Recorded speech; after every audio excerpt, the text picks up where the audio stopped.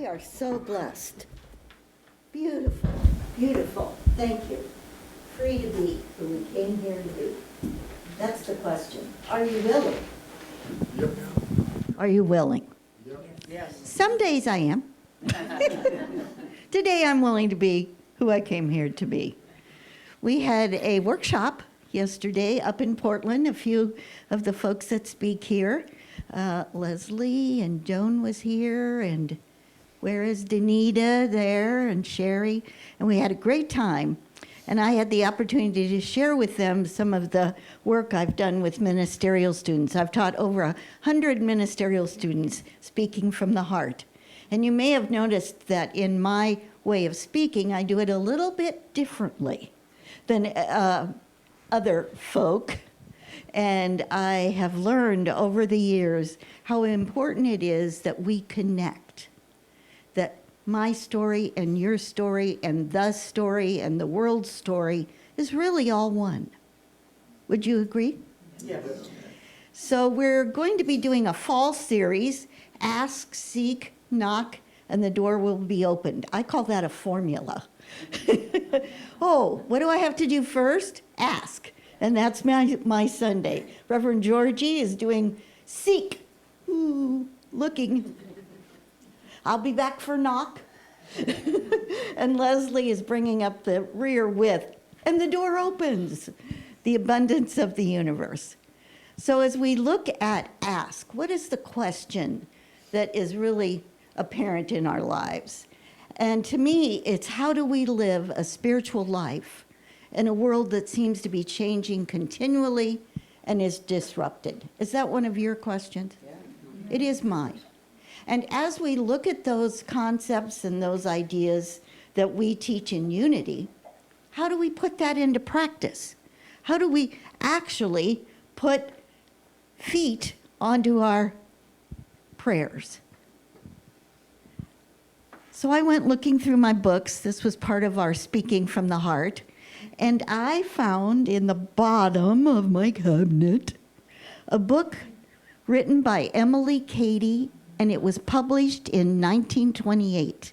This is a 95-year-old book. And it made its way to me from a woman who lived in Salt Lake City, Utah. And how I have become the one who gets to carry it to the next generation, I have no idea. It's called Miscellaneous Writings by Emily Cady. How many of you have read Lessons in Truth? Of course.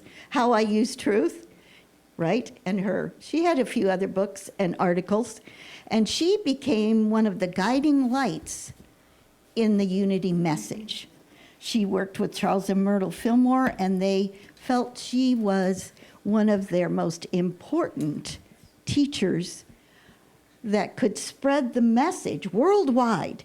It's in many languages. It's been put into Braille, and this was 95 years ago. Can you imagine how many people have read Lessons in Truth? Now her first chapter in the book is Finding the Christ in Ourselves. Discovering the Christ in you. That reminds me of Eric Butterworth's book, Discover the Power. I wonder if he read this book. And I just wanted to read you a few lines from what she says. There was a person named Jesus who had two distinct regions. There was the fleshy, mortal part, which was Jesus, the Son of Man. Then there was the central, living, real part, which was spirit.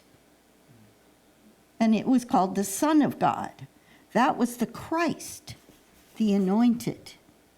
And she goes on to say, we have the same two regions.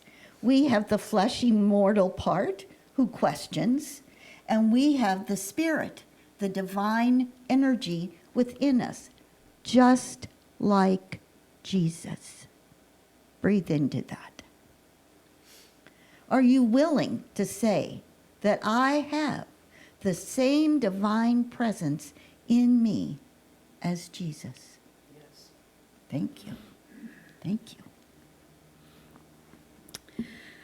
And then she talks about the mortal part of us when we say, I can't.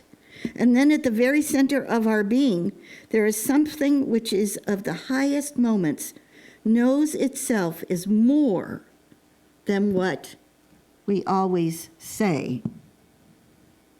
That part is, I can, I will.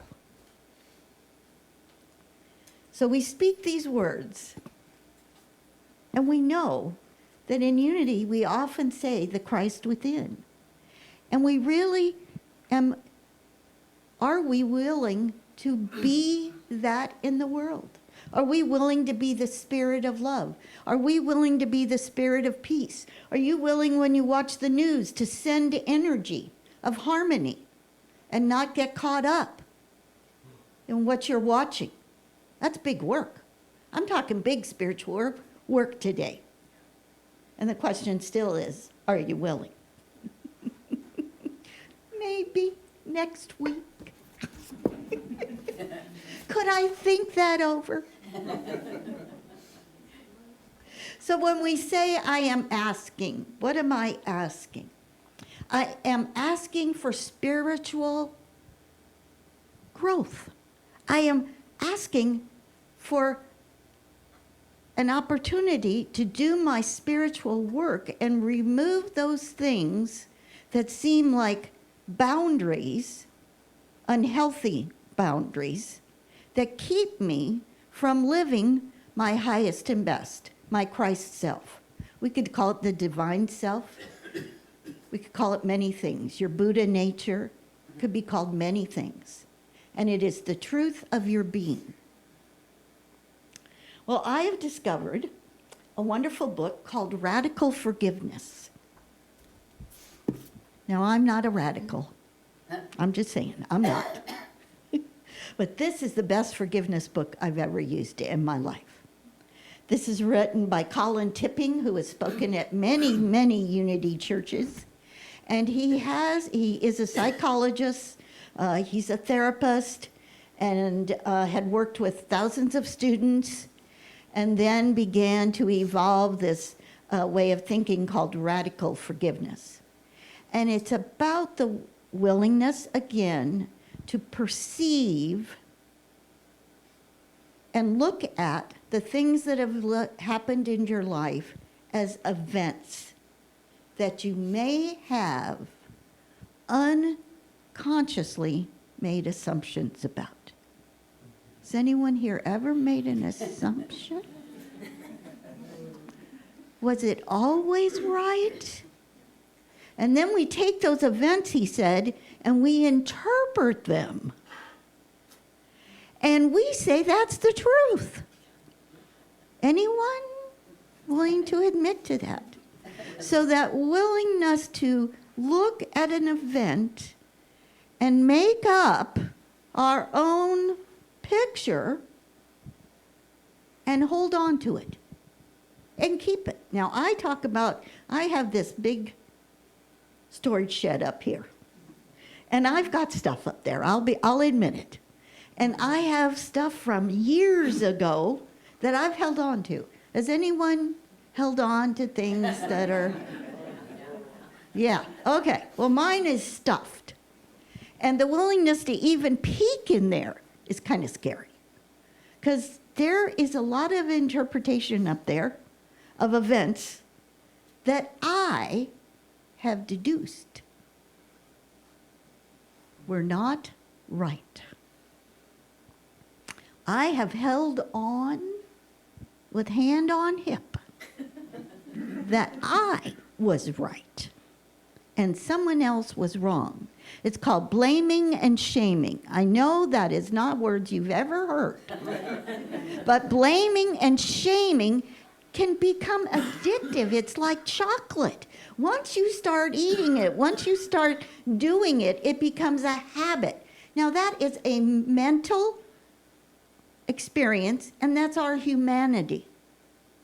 That is our humanity. What do we do with that in order to change it, to release it, so we can ask for those desires we have in our life? Peace of mind, improved health, improved relationships, financial freedom, all the things we block with our negative stuff.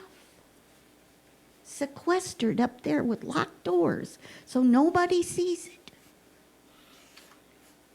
So I'm asking, would you be willing to look at things in a new lens? What I'm talking about here is what Colin Tipping refers to as the victim archetype.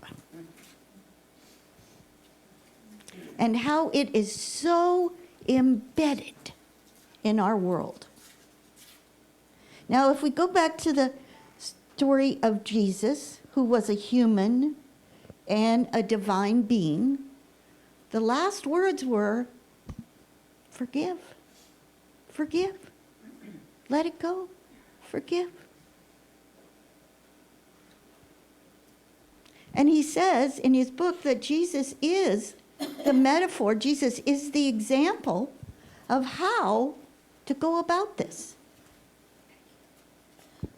Now, there's many exercises we can do. There's many ways that we each can change what we claim to be true.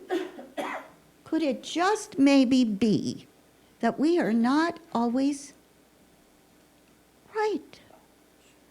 And how does that keep us separate from each other? From people we actually love? Now, I have noticed in my life, I realized many years ago, 10, 15 years ago, that I have a circle of life. And I am feeling great. I'm doing well. I'm in harmony and joy. And then something happens. Somebody says something. Yeah, it feels like a criticism or a, and I take that to heart. And then it goes up here. I save it just in case. Just in case I might need it. I save it. And then I just dwell on it. And I probably enhance it a little bit. Maybe. And then what happens is that I work on it. I do my spiritual work. I start journaling. A couple of times I've seen a counselor. And I do my prayer work. I do my meditation. I do walks. And I just kind of let that go. And then I move, and this is my circle of life, and I'm feeling just carefree, and I'm working on my desires, and then my life makes a circle. And then somebody says something. And then here we go again. And it starts coming back. And you know what it does? It multiplies. And then I go back and I revisit all those things. And then the hurt is really big. Then the wound is really big. Because I didn't just look at the one situation, I multiplied it. And then it comes back around and I feel terrible. And then I start all over again. And I meditate, and I write in the journal, and I let it go, and I'm aware of my desires. And sometimes that comes about, and then here it comes again. All back around. Now, I've told people about this, and I said, did this ever happen to you? And they look at me and go, that's right. Because we haven't truly forgiven. We haven't truly let it go. We didn't clean out the cubby hole. So, if I am the Christ being, the divine, the beloved, and you are the Christ and the divine and the beloved, what keeps me holding on to that? What I've noticed is I replay it. Anyone else replay it? Whew. So, how can I change that? How can I change my interpretation of an event that I am absolutely sure I'm right about and realize there is more than one perception in the world? And we've all had different experiences growing up.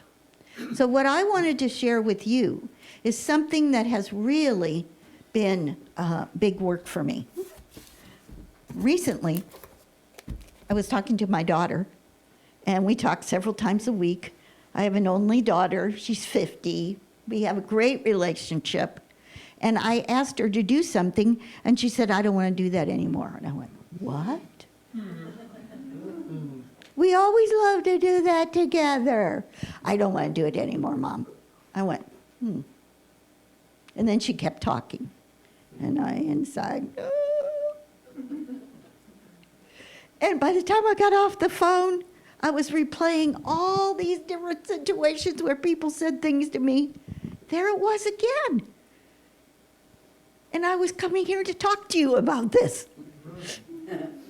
And it took about 12 hours for me to go, what? This is an interpretation. She didn't mean that. So we're going to just move into the power of who you are. You do not have to carry wounds. You do not have to carry disappointments. You do not have to replay events. You are divine.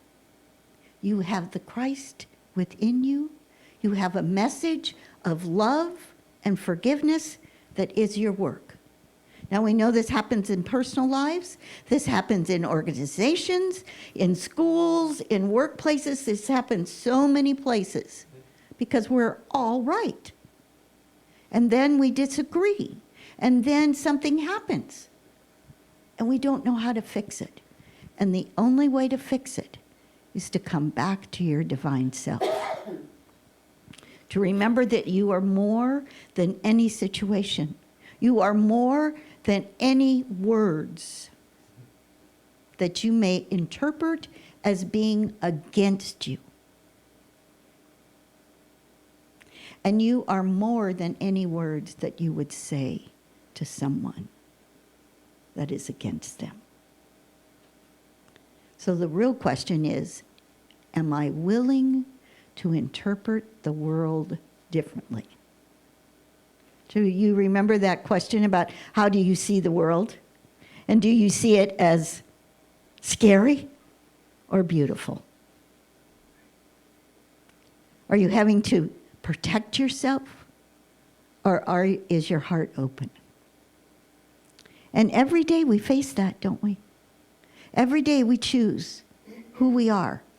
Am I the Christ self? Am I the fearful one who hides or blames others for my situation? So in your bulletin, you have a piece of paper. If you feel resistance, that's fine. You don't have to take out a piece of paper. I'm going to ask you if you would like to put one interpretation on there that you would like to change, and on the other side, put that which you desire.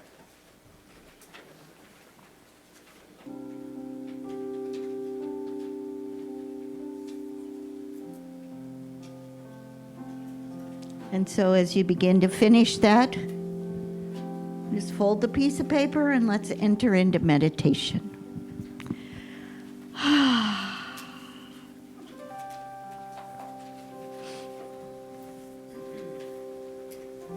The light of love, the light of the presence of the divine is who and what we are.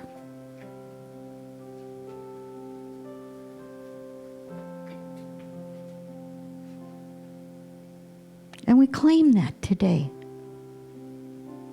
We feel the support of our divine nature. And as we go about our lives, one step at a time, one person at a time,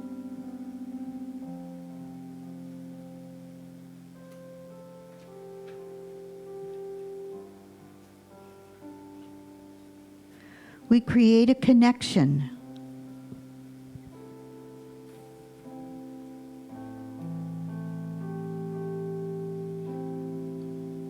We let go of the past.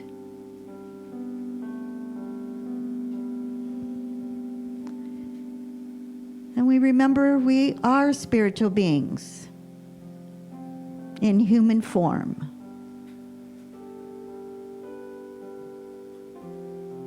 And even when we can't see it in others, we know it is our truth.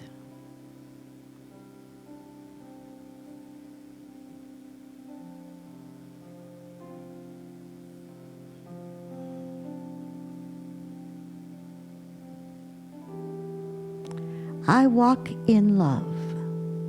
Say that to yourself. I walk in love.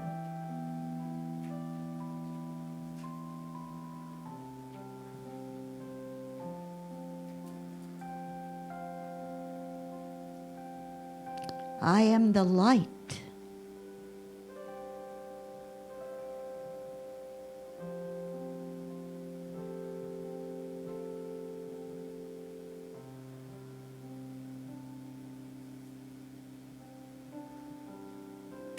And as we join together in this very room, where there is enough love and light and hope,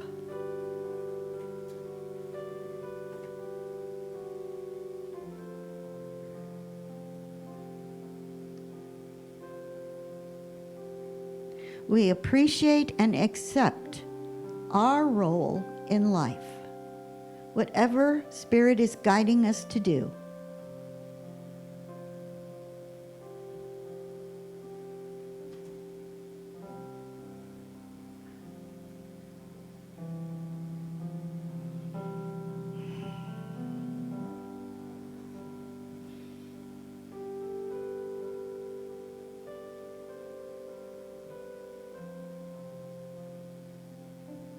We open our hearts to the Christ nature within. If you feel comfortable, put your hand on your heart.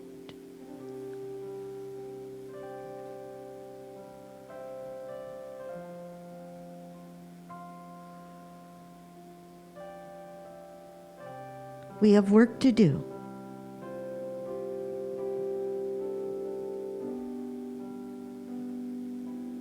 And we let the Spirit in us lead us, and the human follow.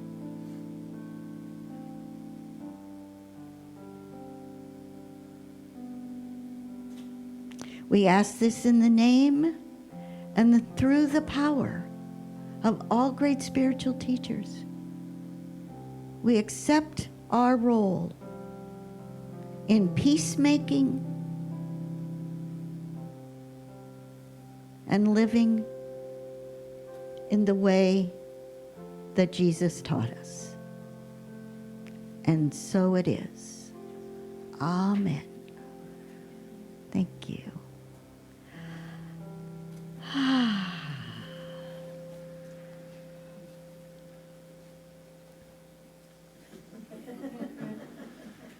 Could feel uncomfortable.